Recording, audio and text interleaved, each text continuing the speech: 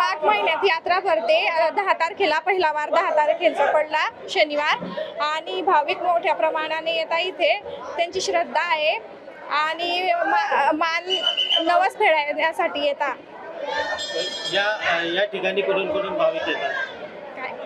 या ठिकाणी भाविक कुठून कोणत्या गावात? या ठिकाणी भाविक खूप दूरून येतात आणि खूप लांबवरून येतात आणि त्यांच्यासाठी आम्ही हे केलेलं आहे। ठिकाणी पाण्याची व्यवस्था केलेली आहे।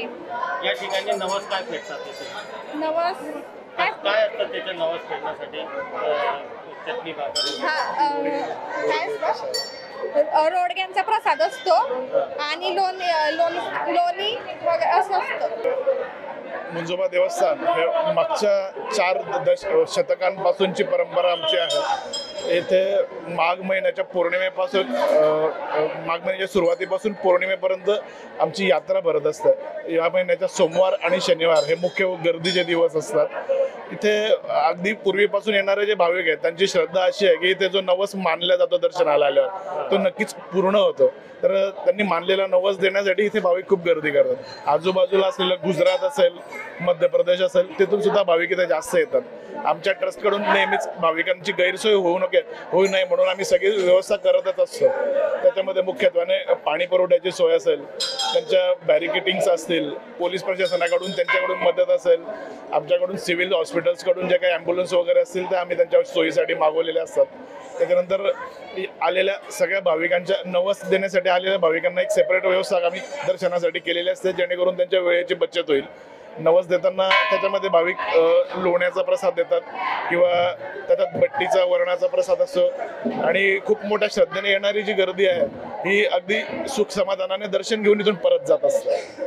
दरवर्षीचा हा महोत्सव आहे, हा जवळजवळ पौर्णिमेपर्यंत साधारण 15 दिवस हा चालू असतो आणि यात्रा संपल्यानंतर इथे जमा झालेला सगळा नैवेद्य असेल किंवा हार पुष्पहार जे काही अर्पण केलेलं असतं मुंजोबा देवस्थानामध्ये ते सर्व थोड्या दिवसानंतर कालांतराने सातपुड्यातून एक ज्योत येते आणि त्याचा अग्निडाग घेऊन त्याचा ब्लास्ट होत असतं। हे सगळं ऑटोमॅटिक घडतं। आपण इतर देवस्थानांमध्ये ज्या आख्यायिका आहेत ह्या फक्त आपण ऐकलेल्या असतात की इथे घडून गेलेलं आहे, इथे दरवर्षी घडतं हे आम्ही अभिमानाने सांगतो। मुंजोबाची यात्रा सालाबादाप्रमाणे यावर्षी सुद्धा आहे आणि दरवर्षी आम्ही दर्शनाला येतो।